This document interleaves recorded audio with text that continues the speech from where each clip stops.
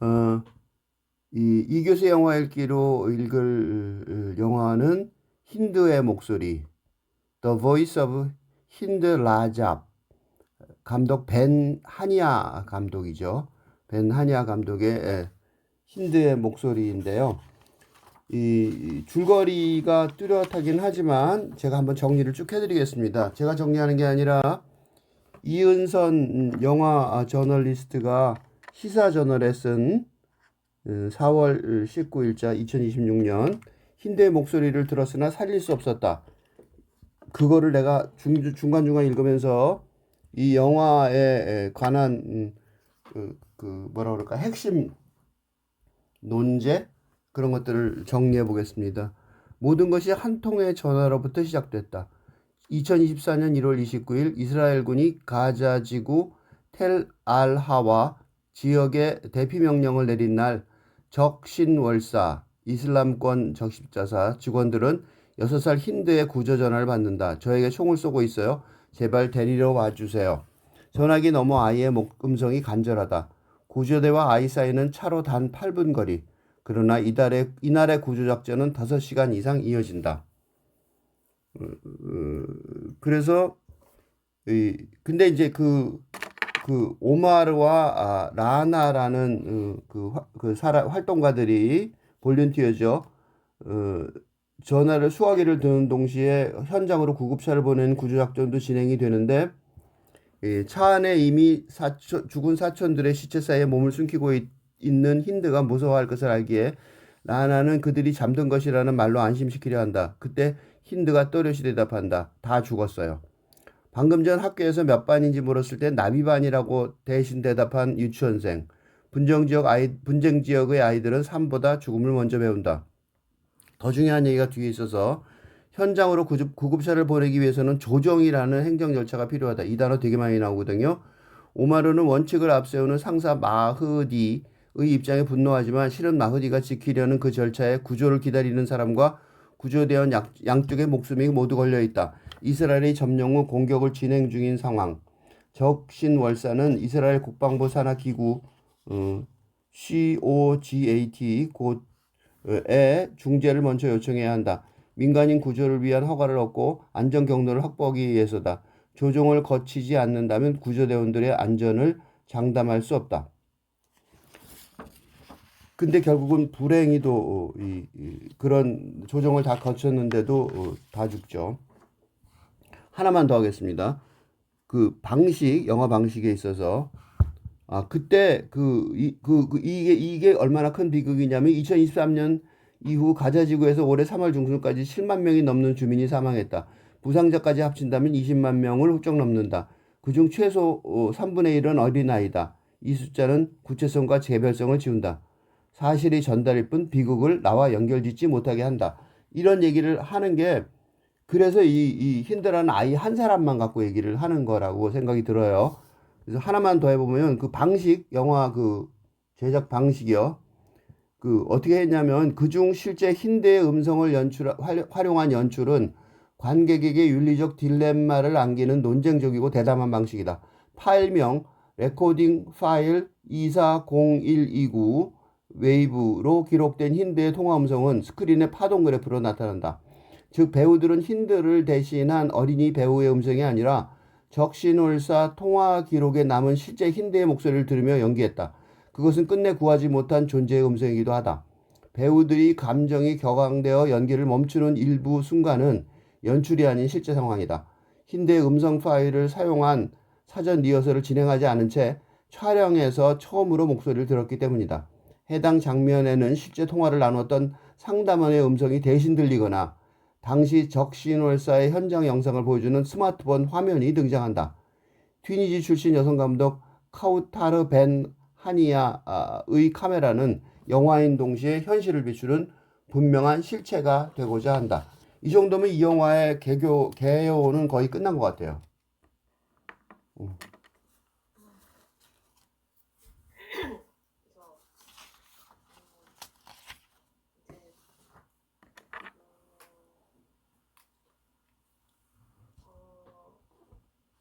먼저 이게 사실 저는 이 영화를 볼 때 이제 실제로도 좀 논란이 좀 있었던 것 같은데 이 영화가 이제 다큐냐 아니면 극 영화냐 그 중간이냐 뭐 이런 장르에 대한 언급도 좀 논란이 됐었던 영화 같은데 근데 이제 거기에 대해서 이제 사실은 이제 그런 논란이 된 배경에는 그 이유에 대해서 이제 얘기한 기사가 하나 있었어요. 그러니까 왜 그게 좀 그럴 수 있느냐 했을 때 이제 아시아 경제에서 이종길 기자가 슈퍼에슨이 됐다 타인의 지옥을 관람한 당신의 값싼 면제부라는 기사에서 이제 이런 얘기를 해요. 하니야 감독은 구조센터 내부에서 라잡과 통화하며 절망하고 분노하는 구급대원들의 모습을 배우들의 연기로 재구성한다. 문제는 이 과정이 할리우드 스릴러 문법에 상당 부분 의존하고 있다는 점이다. 긴박함을 인위적으로 쥐어짜내는 역동적인 카메라 워킹, 감정을 폭발시키는 배우들의 과잉된 연기가 라잡의 실제 음성이 가진 서늘한 엄숙함과 충돌한다. 살아있는 고통의 기록이 배우들의 연기력을 돋보이게 하거나 그게 긴장감을 끌어올리기 위한 일종의 배경음악 내지는 효과음처럼 소비되는 것이다 라고 했는 상당히 비판적으로 얘기를 했는데 근데 이제 사실 저도 영화를 보면서 이게 처음에는 물론 그 상황에 몰입이 되고 그게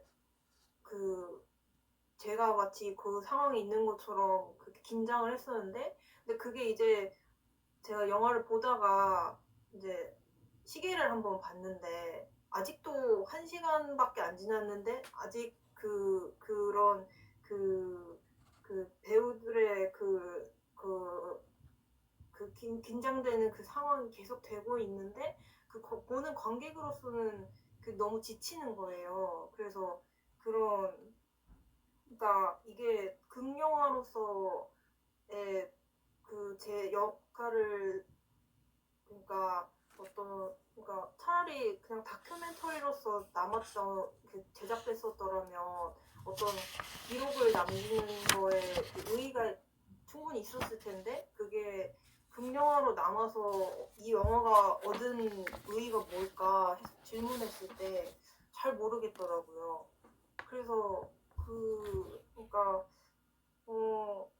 그런 게 이제 그게 여기 이 기사에서는 그 문제가 이제 할리우드 스릴러 문법에 상당히 의존하고 있었다는 게 문제라고 하는데 이제 저도 그러니까 이게 그러니까 감독이 어떤 새로운 시도를 한 것이 좀 실패했다고 한다면 그 실패한 게 이제 뭔가 감독이 그걸 극영화로 잘 못 만들어서 그런 재량이 부족해서 이런 건 아닌 것 같은데 그냥 극영화 자체가 갖고 있는 이게 한계를 부딪힌 건가 이런 생각이 들어서 그 부분이 좀 마음에 걸려요. 그 굉장히 정확한 지적을 했습니다. 이종길 기자의 이 기사, 슈퍼슨이 됐다는 굉장히 중요한 기사라고 보여집니다. 이건 이 영화뿐만 아니라 이런 류의 영화들 많아요. 최근에 아주 유행처럼 많이 번지고 그게 이것도 상 받았죠. 이런 식으로 영화제에 가서 이런 식으로 하면 베니스 영화제 심사위원상 받았는데 아카데미 국제영화상에 출품했고 왜냐하면 이런 상을 준단 말이죠. 그러니까 이게 무슨 소리냐면 이게 그냥 어떤 한 영화 감독의 한계를 지적하는 게 아니에요. 영화 장르의 한계. 더 나아가서 사상의 한계, 생각의 한계를 지적하는 거라고 보여져요. 이종길 기자의 지적은 좋지만 이종길 기자의 지적에도 굉장한 한계가 있다고 보여져요. 그게 뭐냐면 내가 조금 바로 인용하신 바로 뒷부분에 나오는 얘기인데 보여드릴게요. 관객은 참혹한 현실의 목격자로 숨을 죽이는 대신 자기적으로 연출된 구급대원의 표정과 화면 구도의 시선을 빼앗기며 영화적 선택의 타당성을 끊임없이 의심하게 된다. 그 의심하는 거야. 이거 도대체 왜 이렇게 사람 죽는데 이렇게 스릴러로 만들어? 그지? 그 구조센터 내부 상황을 통제실 스릴러처럼 묘사하고 폭격받은 거리를 위성 지도로 살피며 구급차의 이동 경로를 추적하는 장면들은 서스펜스를 유발하기에는 적합할지 모른다. 하지만 이러한 장르적 쾌감의 차용은 진실을 증언하겠다는 애초에 엄숙한 목적을 스스로 훼손하는 결과를 낳기 쉽다. 절제되어야 할 비극적 재현이 과도한 영화적 야심과 만나면서 참상이 스펙타클로 변질될 수 있는 것이다. 비판이 굉장히 그럴듯해 보이죠? 이 한계가 있어요. 무슨 한계가 있냐면 고대에 뭐라고 말하는 줄 알아요? 더 큰 문제는 윤리적 딜레마다. 힌드의 목소리는 관객이 상황을 냉철하게 직시하고 구조적 모순을 성찰할 지적 여백을 철저히 찾아낸다. 대신 아이의 처절한 비명과 구급대원의 오해를 번갈아 교차 편집해 즉각적이고 압도적인 감정적 동요를 강제한다. 이때 관객은 라잡의 고통에 진정으로 연다고 분노하는 것이 아니라 타인의 비극이라는 자극적인 스펙트클을 수동적으로 소비하는 구경꾼으로 전락한다. 수잔 손택이 타인의 고통에서 경고했던 차인의 재난을 구경거리로 전락시키는 포르노그래피적 소비가 스크린 위에서 자행되는 것이다.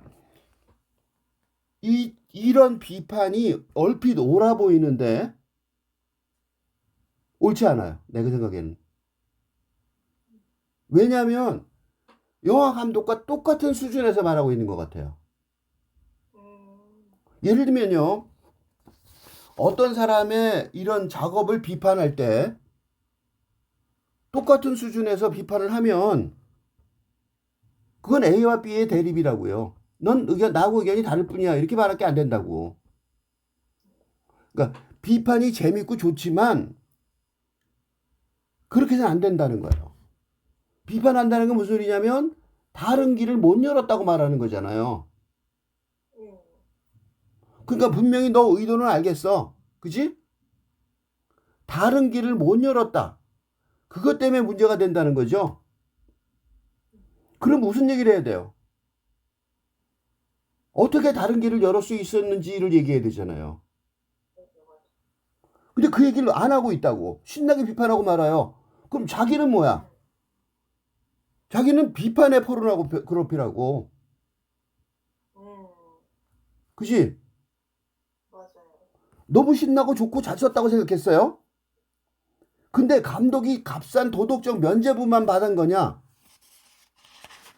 어? 왜냐면 이 영화가 곳곳에서 상영이 되면서 행동으로 옮기려는 노력도 벌어지고 있단 말이죠. 그럼 그건 어디서 나온 거냐 이거야. 값싼 면죄부였으면 안 내야 되는 거 아니야, 행동이. 행위가 이루어지고 있다고. 이게요, 이 영화가 되게 중요한 역할을 하는 게 우리나라 이재명 대통령도 이스라엘에 대해 비판했잖아요. 이 영화가 영향을 준 거야. 그리고 이스라엘에서 내가 아까 기사를 인용할까 말까 그랬는데 어떤 기사가 있냐면 아주 최근에 나온 기사예요. 환경 비즈니스에 나온 건데 4월 27일 날 기사예요. 송호창의 워싱턴 인사이드에서 이란 전쟁의 청구서 왜 미국 청년층은 왜 이스라엘 지원 중단을 외치는가? 기사 내용은 나중에 찾아보세요. 근데 그게 왜 중요하냐면요. 미국은 100% 이스라엘을 지지하는 정치적으로 그래요. 근데 정치적으로 지금 반대하고 있다고. 이탈하고 있어요. 이스라엘에서. 이스라엘이 강력한 지지자를 지금 놓치고 있다고. 이런 영화 작업이 있었단 말이죠. 영향을 미치고 있다는 생각도 해야 돼요. 그러면 영향을 미치고 펼치고 있는데 무슨 일이 벌어지고 있냐면 이론적으로 그 영향을 미치는 상황에 대해서 설명을 못 해내고 있다는 거예요. 거꾸로. 응? 그 왜 못 해내게 됐느냐? 그걸 분석하고 싶어요. 그거 이제 조금 전 점점 얘기를 해야겠지만 이 조금 전에 내가 읽은 이종길 기사의 글에 나와요. 뭐라고 말하는 줄 아세요? 진실을 증언하겠다는 애초의 엄숙한 목적, 또 절제되어야 할 비극의 재현, 냉철하게 직시하고 구조적 모순을 성찰할 지적 여백.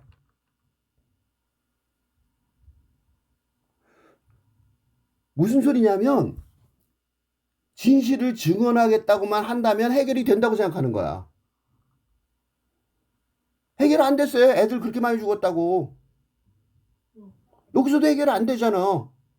이 영화에 그런 장면이 나와요. 내가 길게 말해서 미안한데 중간에 이 설명 중에 어디가 나오냐면 이왕 얘기 길게 했으니까 길게 할게요.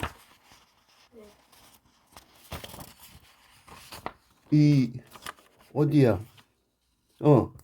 아까 이은선 그 기자의 글에 좀 길게 한번 읽어볼게요. 힌드의 목소리는 소셜미디어 시대의 맹점 역시 지적한다. 전 세계의 모든 소식이 실시간으로 전달되는 와중에 우리의 뇌는 무감각해진다. 조정이 지지분열한 가운데 적신월사 봉사자들은 소셜미디어에 힌디의 목소리와 사진을 올리자는 제안을 내놓는다. 사람들의 인정에 호소해 구조 허가의 절차를 앞당기자는 것이다. 그러나 마흐디는 소장이죠. 냉소적이다. 이미 소셜미디어에 피 흘리며 죽어가는 아이들의 사진이 널려 있다는 것이다. 무분별하게 쏟아지는 정보의 호수 속에서 분쟁 지역의 소식은 스크롤 한 번에 광고성 게시물에 묻혀버린다. 온전한 기억과 공감, 애도는 그곳에서 이루어지지 않는다. 힌드의 목소리는 관객을 극장에 앉히고 폭력의 목격자가 되고 간절한 목소리를 듣고 이것이 나와 깊숙이 연결된 일임을 깨달을 때 무언가 달라지지 않겠느냐는 호소이기도 하다.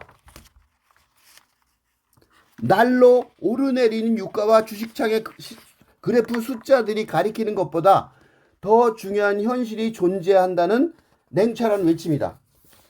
무슨 소리냐면 조금 전에 이거 다시 읽어볼게요. 진실을 증언하겠다는 애초의 엄숙한 목적. 그거 했는데 실패했다는 거예요. 그래서 이 영화가 나온 거라고. 절제되어야 될 비극의 재현. 다큐멘터리를 했다고. 엄청나게 많은 영화가 있다고요. 실패했잖아. 윤리적 딜레마는 원래 있었어요. 그걸 극복하려고 또 하나 만든 거야. 스펙타클하게. 이것도 또 윤리적 딜레마가 생긴 거예요. 그러니까 윤리적 딜레마가 이중적인 거라고. 이중적. 원래 윤리적 딜레마가 있었고 그걸 이 감독이 어떻게든 해보려고 다시 한번 했는데 거기도 윤리적 딜레마가 된 거죠. 그치? 그런 이중적 윤리적 딜레마. 그치? 그걸 어떻게 해결할 거냐. 그치? 그래서 아까 조금 전에 읽었던 이종길 기자의 글 하나만 읽어볼게요. 그리고 마지막에 내가 힌트를 좀 드려볼게요. 전쟁이라는 거대한 폭력 앞에서 예술이 취해야 할 태도는 고통의 1차원적 전시가 아니다. 이를 일으킨 원인에 대한 집요하고도 구조적인 탐구여야 한다.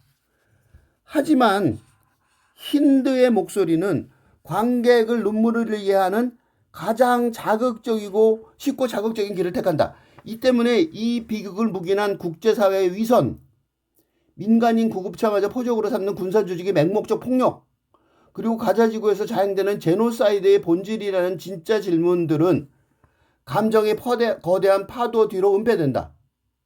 분노해야 될 대상을 향한 날선 고발은 사라지고 오직 무력한 희생자를 향한 연민만이 극장을 채운다. 문제가 뭔지 아세요? 연민도 없었다고. 연민조차 안 하는 시대가 와버렸기 때문에 응? 소셜미디어 이 영화 자체에 나오잖아요. 소셜미디어 올려봐야 소용없다는 거야. 그것 때문에 이걸 만든 거예요. 그 스크립트를 보다가 또 그렇게 소비될까봐. 그치? 그 해결책을 찾아 만든 게 이 영화라고. 근데 이 영화도 또 딜레마가 있는 거죠.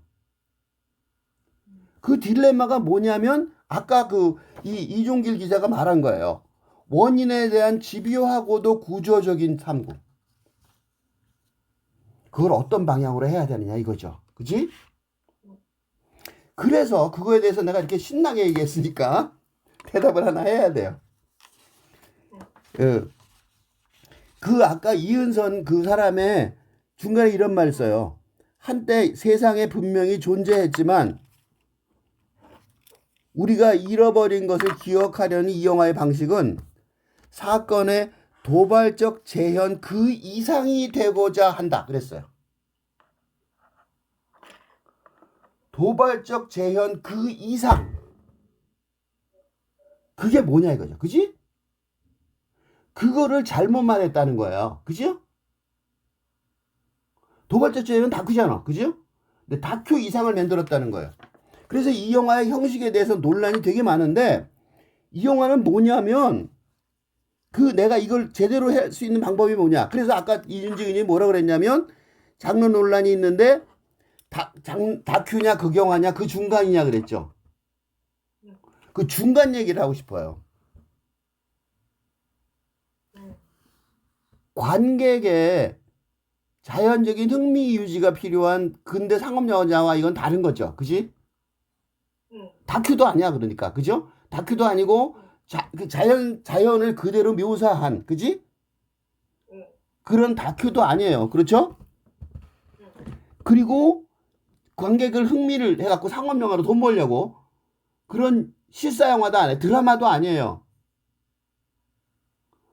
그럼 뭐냐면 그거에 대한 답을 내가 어느 정도 이 영화에 어느 정도 있다고 보여서 그 틀이 조금 있어요. 그게 뭐냐면 내가 요약을 해보면 이렇게 돼요.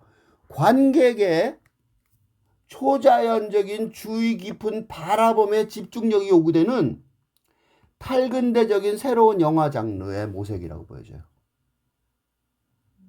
영성적 시선을 찾아보게 하려는 의도가 담겨져 있다고 보여져요. 근데 그 의도가 전달이 하는 데는 실패했어요. 응? 그건 내 이종길 기자의 의견하고 동의해요. 그렇지만 그 감독의 의도 그거는 중요한 것 같아요. 베니스 영화제에 대상을 못 받고 심사위원장 받은 거 그것도 아마 그거 아닐까 싶어요.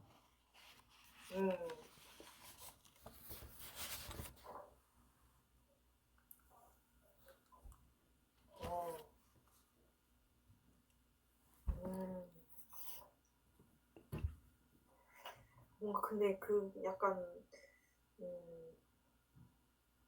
뭔가 저도 갑자기 이제 토론하는 사람으로서 든 생각인데 이제 비판하는 거가 이게 그러고 싶지 않은데 사실 이종길 기자님이 이렇게 말했던 것처럼 뭔가 나도 뚜렷한 그런 대책이 없다는 생각 그러니까 그런 대책을 줄 수 없는데도 뭔가 생각해내려고 토론을 시도한단 말이에요. 예. 근데 이제 그런 사람으로서 이게 이렇게 뭔가 안 좋은 말을 하고 싶지 않은데 근데 자꾸 그런 쪽으로만 말하게 되는 거에 대해서 되게 고민이 많았었거든요. 오늘 약간 그런 부분에 대한 어떤 그 뭐지 그 지적 그런 그 얘기가 나와서 뭔가 말을 잘하고 싶은 그런 생각이 드네요. 네. 어쨌든 그래서 근데 이제 그 아까 교수님이 말한 그 감독의 그 의도에 대해서 저도 이제 하고 있는데 그런 새로운 영화 장르를 개척해 보려는 그런 태도가 느껴져서 근데 그게 이제 근데 사실 그런 기대를 갖고 이 영화를 보려고 했던 것 같기도 해요. 처음부터. 근데 이제 또 근데 좀 걸린 좀 그럼에도 불구하고 또 지적하게 되는 부분이 있는데 이게 한미21에서 정재윤 기자가 이제 팩션보다 재현에 가까운 힌트의 목소리 타오테르겐 한의아 감독이라는 기사에서 이제 그 감독과 직접 인터뷰한 내용을 실렸어요. 이제 거기서 이제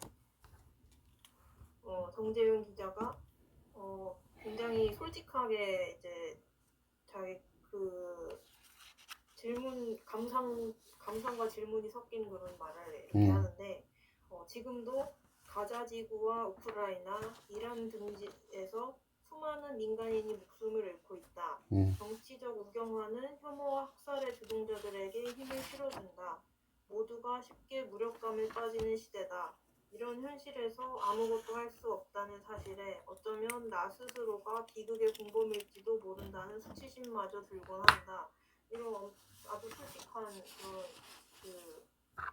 그 의견이 있었고, 또 거기에 이제 감독이 대답하는 말 중에서 이제 이제 이렇게 얘기해요.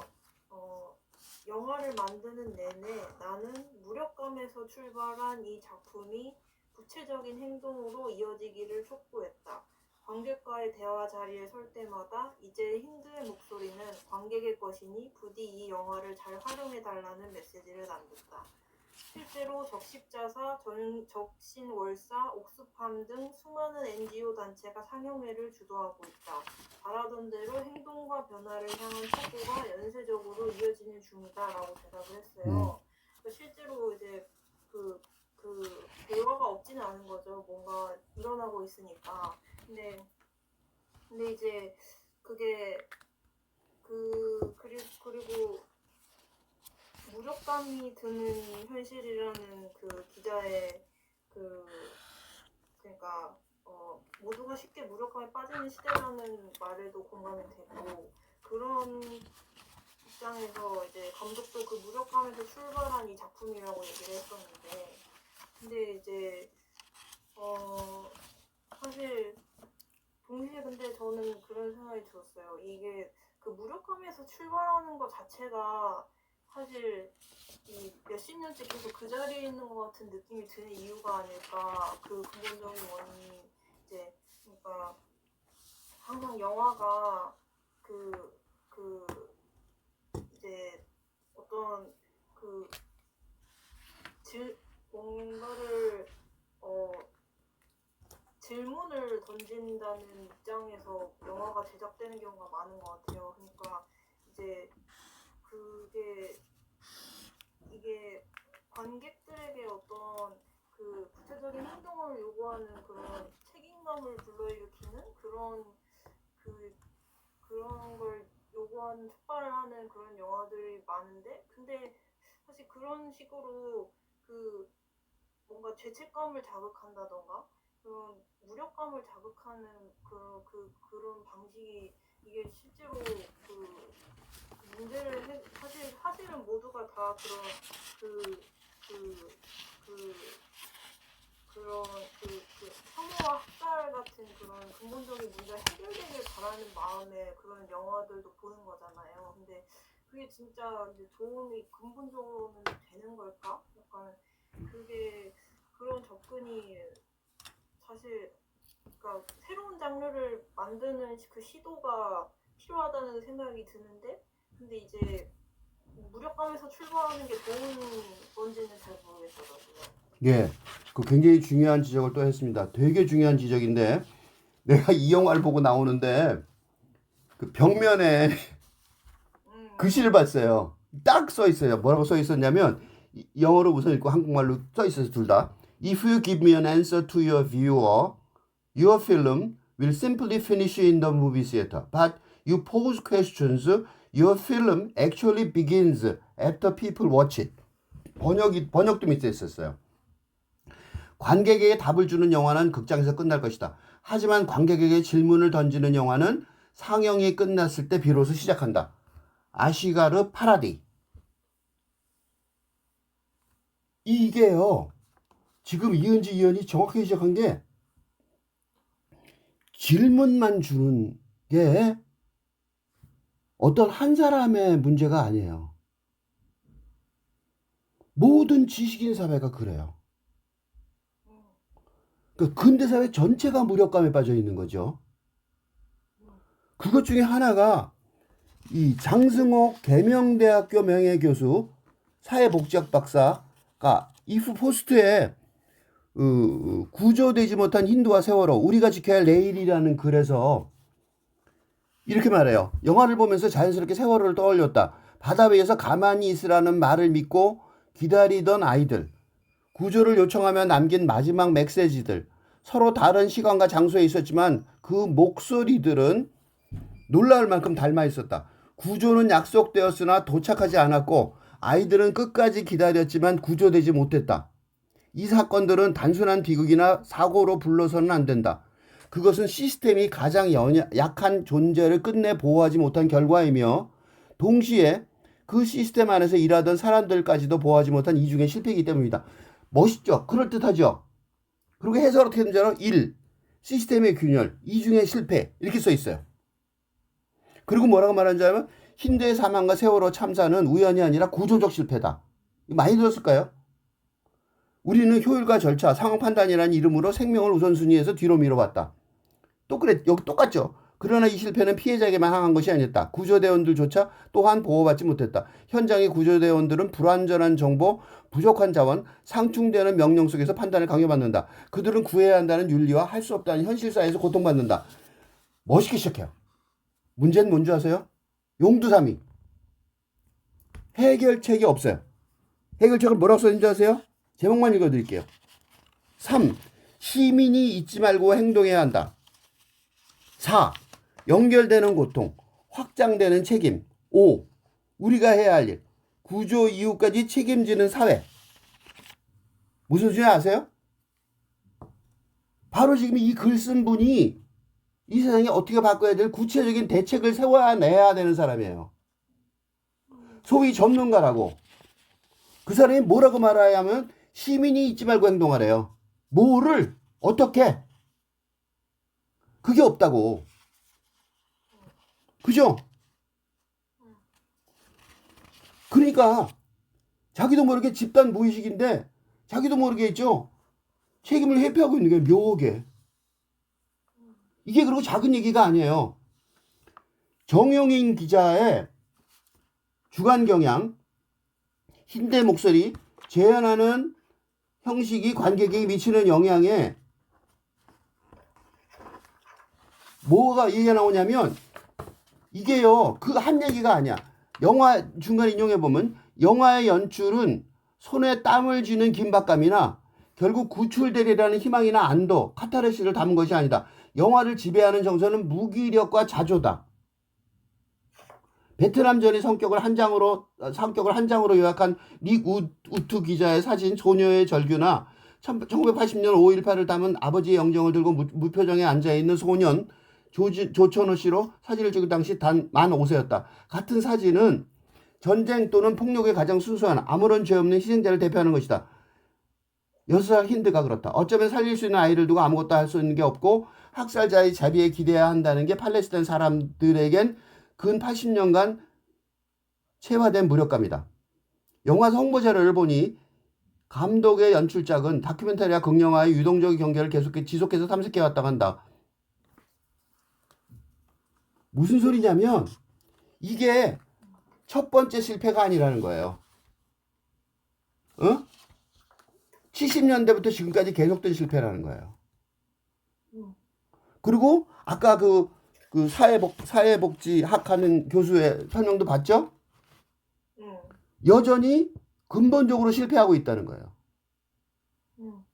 왜 내가 이 얘기를 길게 했냐면 실패했다는 사실을 인정해야 된다고. 대책이 없음을 인정해야 된다고요. 그런데 그러면 이건 너무 나도 그럼 똑같이 공감을 해갖고 나도 대책 없다고 비판하고 많은 것 같죠? 그래서 내가 해결책을 하나 제시하려고 그래요. 어떻게 해결책을 제시해야 되냐면 전문가들, 그죠? 전문가들이 해결을 못하고 있어요. 그래서 뭐가 필요해? 시적 상상력이 필요한 거예요. 예술로, 영화로, 응? 기존의 산문적 상상력, 법률이나 제도에 의한 해결책은 없는 거잖아. 무기력하고 완전히 거의 아무것도 못하는 지경에 이르렀잖아. 그죠? 그러니까 예술적으로 찾아갈 돌파할 길을 찾아야 된단 말이죠. 당장 이 감독, 벤 하니아 감독이 돌파할 길을 찾았어야 된단 말이죠. 그 얘기를 하고 싶어요. 그게 있어요. 그거를 일부를 내가 설명해 보려고 그래요. 아까 정재현 기자의 문장을 인용했잖아요. 그 정재현 기자의 인터뷰에서 그런 얘기가 나와요. 적신월자로부터 70분가량의 전체 녹취분을 받았다. 그죠? 라얀의 살해, 힌두아, 그러니까 사촌누이가 먼저 살해되죠. 힌두아의 대화, 구급자의 폭격까지. 영화에 등장하는 모든 사건이 음성 파일에 담겼다. 그 녹취본을 중심에 두고 영화를 만들어갔다. 내가 기리고 싶었던 마음, 감격이 듣고 기억해 주길 바랐던 모든 요소가 힌드의 목소리 안에 있었기 때문이다. 음질 개선을 고려한 때도 있었다. 실제로 사운드 디자이너와 함께 수차례 마스터링 여부를 두고 기뇌를 반복했을 정도다. 영화를 만드는 동안 다큐멘터리를 만들 때의 태도를 종종 떠올렸다. 다큐멘터리는 취재원에게 보정된 자료를 요구하지 않는다. 만약 힌드의 목소리가 다큐멘터리만큼 현실을 바라보는 영화라면 남아있는 녹음본을 그대로 사용하는 편이 맞다고 판단했다. 편집의 측면에서 보면 이 음성은 다소 비효율적이다. 힌드는 상황상 어쩔 수 없이 구조의 달라와 같이 거의 똑같은 문장을 수없이 반복한다. 유사한 문장이 반복되면 관객이 지칠 공산이 크다. 그래도 힌드의 목소리가 반복돼 울려 퍼지는 시간이 필요했다. 하나만 더 볼게요. 이거 되게 중요해요. 해결책이 이 안에 있더라고. 볼게요. 고담의 인터뷰가 뭐 소리가 안 나고 주파수만 나오는 얘기도, 응? 그것도 있는데 그 뒤에 문장이 있어요. 지금 내 메이킹 필름의 본질을 질문했다. 응? 영화를 구상하던 때가 떠오른다. 먼저 어떻게 바라볼지를 고민했다. 내가 견지할 수 있는 모든 관점을 테이블 위에 올려놓은 채 하나씩 견져봤다. 핵심은 소녀의 목소리를 들은 후 이 작은 영혼을 구하기 위해 사력을 다한 이들의 입장에 서는 것이었다. 적신월사의 관점이 영화가 지녀야 마땅한 시선이었다. 소녀의 시선이 아니에요. 왜 그러냐 설명을 해야 되는데 그 설명을 안 했어요. 이후 적신월사의 요인들을 어떻게 촬영할지 고민했다. 그리고 바로 넘어가요. 이들이 카메라 앞에 서서 사건 당일 증언하는 인터뷰 모음집은 만들고 싶지 않았다. 이 작품이 다큐멘터리가 되는 일은 원하지 않았다. 그건 안 오네요. 힌두를 구할 수 있다는 신랄 같은 희망이 살아있던 그때를 재현, 리이네트먼트 하는 것이 중요했다. 사실 위험한 발상이다. 위험한 발상이라고 그래요. 이거 중요한 말이야 다. 관객은 배우들을 픽션 안에서 연기를 수행하는 객체로 보기 마련이니까 힌두의 목소리는 엄밀하게 말해 픽션이 아니다. 다큐멘터리도 아니고 픽션도 아니라는 말이 어색하게 들리겠지만 사실이죠. 보다 정확하게 표현하자면 이 영화에 필요한 개념은 철저한 재현이었다. 이게 틀렸어요. 그래서 배우들에게도 연기보다 재현에 가까운 대사 처리를 요구했다. 사건 당시 오갔던 대화를 토시 하나 틀리지 않고 그대로 재현하도록 주시했다. 나중에 그리고 그렇게 나오죠. 바로 두 개가 중첩돼서 배우가 재현의 원칙을 지키지 않으면 촬영을 중단할 정도였다. 실제 음성을 넘어 영상 아카이브까지 삽입한 이유도 이와 같다. 이전까지 그게 맨 마지막에 나와요. 처음에는 안 나오다가 폭력적으로 이전까지 영화가 제시한 현실보다 더 정밀한 기록 안에 들어가야 된다고 판단했기 때문이다. 틀린 게 있죠. 뭐가 틀렸어요? 모순이 있죠. 똑같이 재현한다? 거짓말이죠.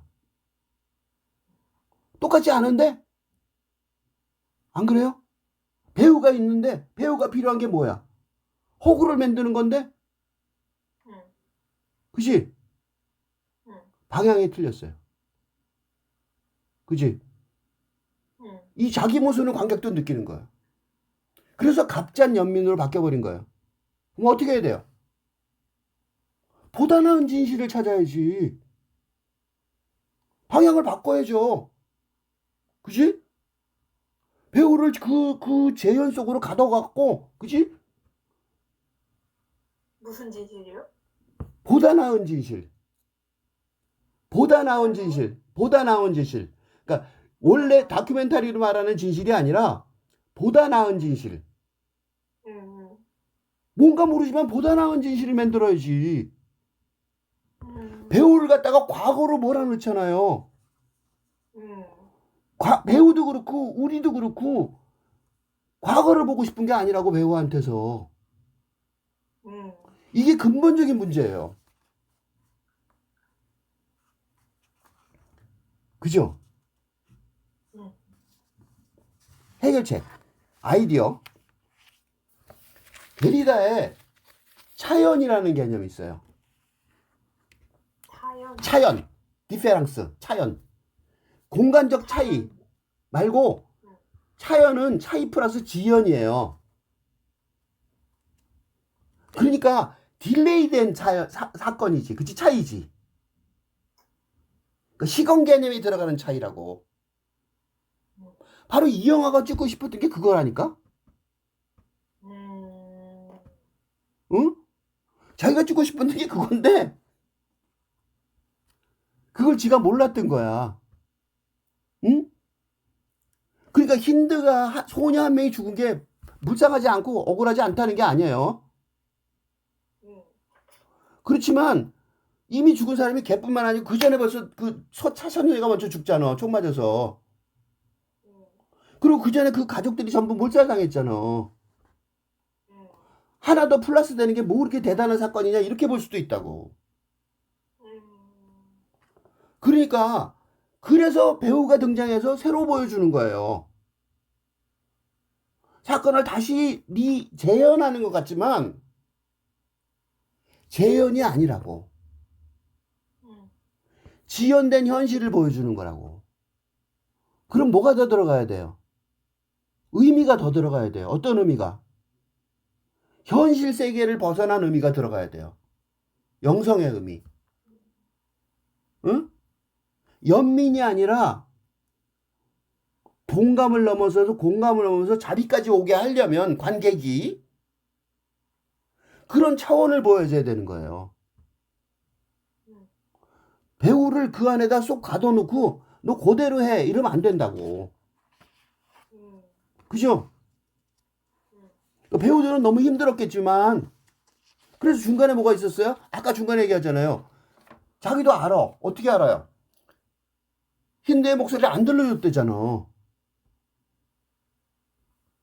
촬영하는 순간 들려줬대잖아요. 그게 뭐예요? 그게 차연이야.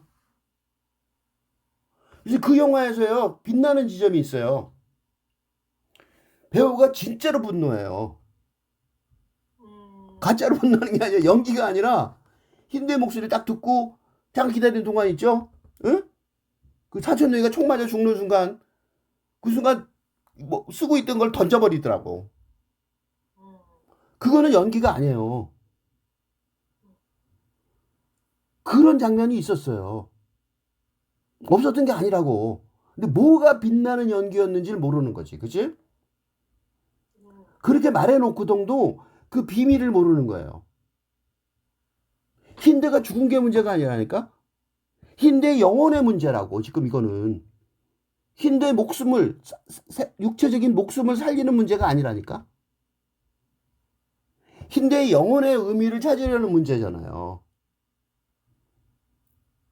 그러니까 그 목소리가 영성이 실려서 치는 거예요, 사람을. 응? 배우가 자기가 지금 그 상황이라는 사실도 까먹고, 그지? 그래서 그 영화 보면요, 가끔가다 되게 감동적인 장면이 나오는데, 그 감동적인 장면이 뭐냐면, 배우가 자기가 배운지도 까먹고, 응?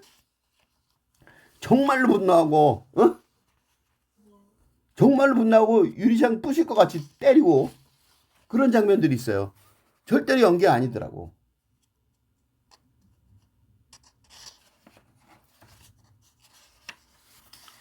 그게 되게 중요하다고 생각하는데 그런 지점이 있기 때문에 응? 그런 지점이 자기가 어디 성공했는지 알았다면 훨씬 더 좋은 응? 걸 만들어 나지 않았을까. 그지? 그런 생각이 들어요.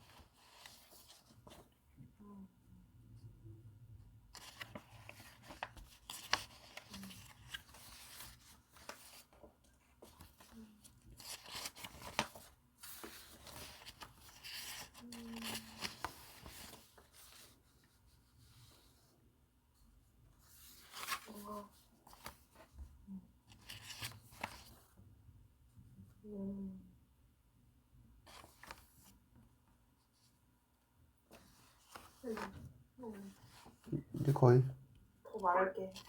하나만 하면 될 것 같아 나도. 그냥 저는 이제 그러니까 이제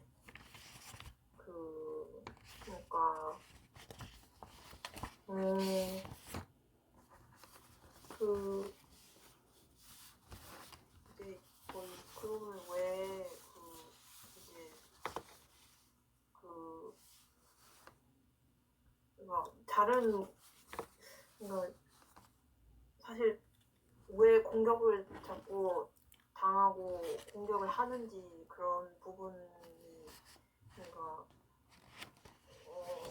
그런 게 왜 일어나는지 그런 고민을 하지 않을 수가 없잖아요. 그래서 그게 이제 그러니까 기사를 읽다가 그 베냐민 네타냐후 이스라엘 총리가 정부 회의에서 발언한 내용이 있다는 그 내용이 있는 게 기사가 있었는데 그래서 허프포스트 코리아의 양아라 기자가 무서워요 가자지구 6살 소녀 힌드의 목소리가 재소환되고 있다. 이스라엘의 더블탭 공격이라는 기사에서 이제 그 베냐민 나타냐후 이스라엘 총리는 지난 13일 현지 시각 정부 회의에서 이렇게 발언했다. 그래서 발언한 내용이 이건데 이제 어제 홀로코스트 생존자들을 만나 한 가지 엄청난 차이점에 대해 이야기했다. 과거 홀로코스트 당시 우리는 시인 즈비 그린버그가 말했듯 사냥당하는 동물과 같았다. 속수무책으로 도살당했고 극소수만 살아남았다. 하지만 오늘날 상황은 반전되었다. 이제 우리가 우리를 압제하는 자들을 사냥하고 있다. 우리를 파괴하려던 자들이 오히려 자신들의 생존을 위해 싸우는 처지가 되었다. 홀로코스트 80년 만에 이스라엘의 국력은 정점에 도달했다라고 했고 그리고 이제 그거에 대해서 이제 또 양아라 기자는 이제 이처럼 이스라엘은 과거의 비극을 반복하지 않겠다는 의지를 군사 행동의 명분으로 내세우고 있다. 그러나 과거를 기억하는 방식이 스스로 사냥꾼이 되는 것이라면 그 화살을 맞은 무고한 생명들은 무엇으로 설명할 수 있을까? 피해자의 역사가 현재의 비극을 정당화하는 방패로 쓰이고 있다는 논란은 피하기 어려워 보인다라고 해요. 맞아요. 저도 굉장히 공감하는 말인데, 그러니까 여전히 그 사형 사고방식이 이분법에 치중해 있잖아요. 그래서 이게 계속 반복되는 이유인 것 같기도 하고, 그리고 이렇게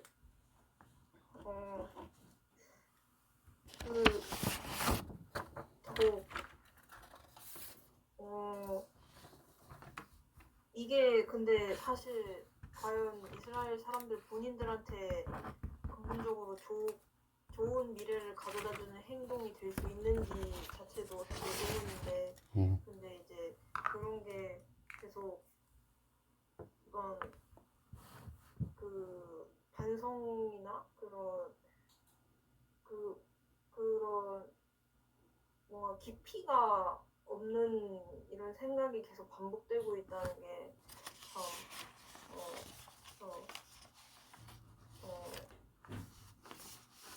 어떻게 해야 되나 참.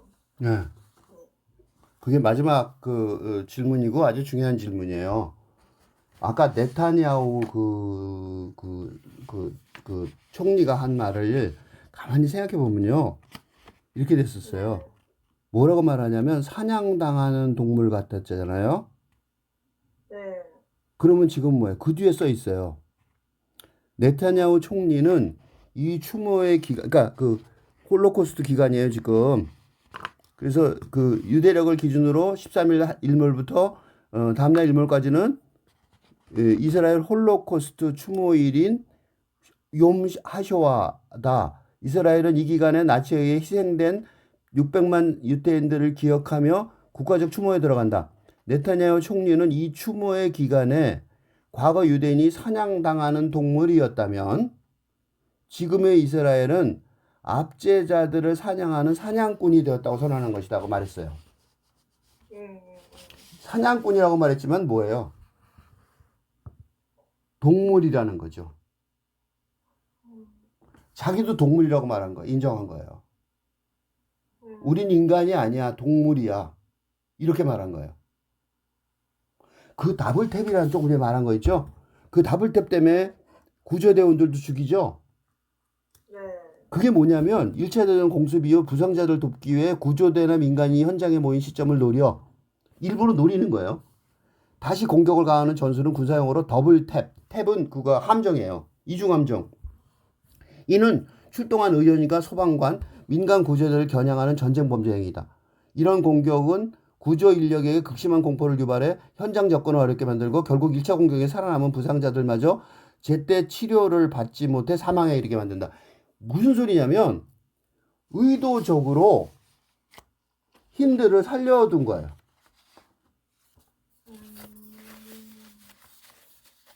의도적으로 살려들어서 구조대원이 오면 그 구조대원까지 죽이려고 기다린 거예요.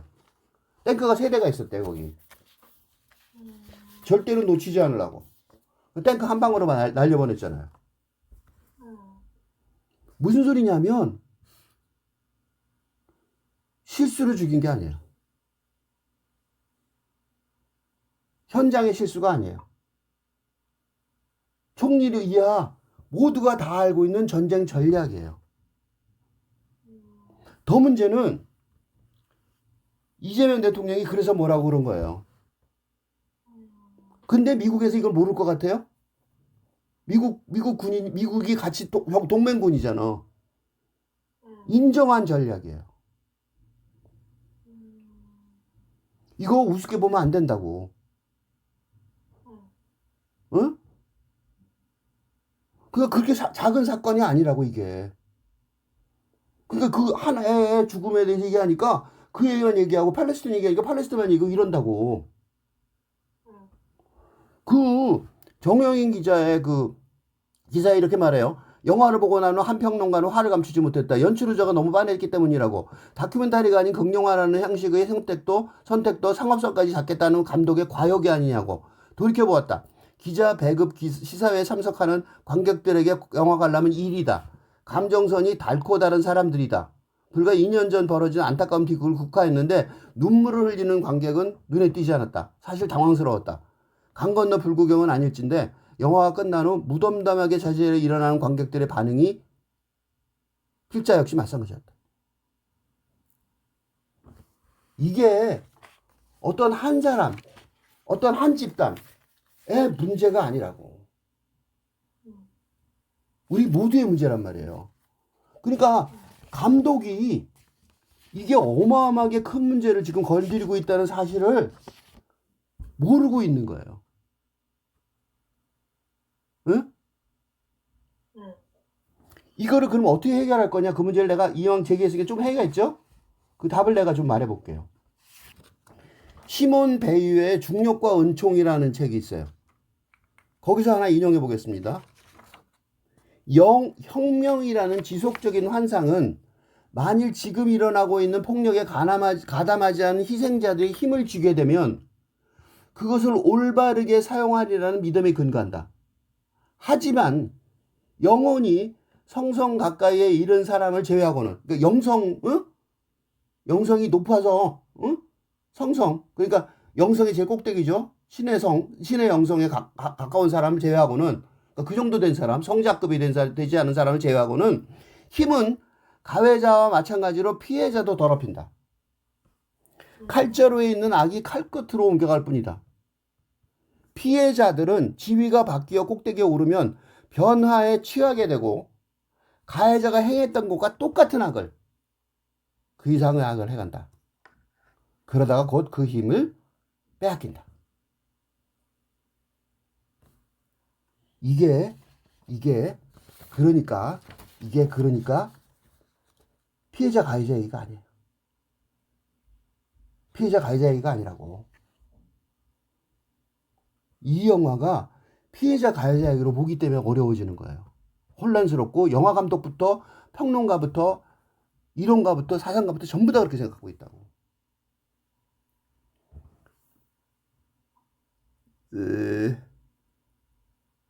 하나만, 그래서 얘기하면 한없죠.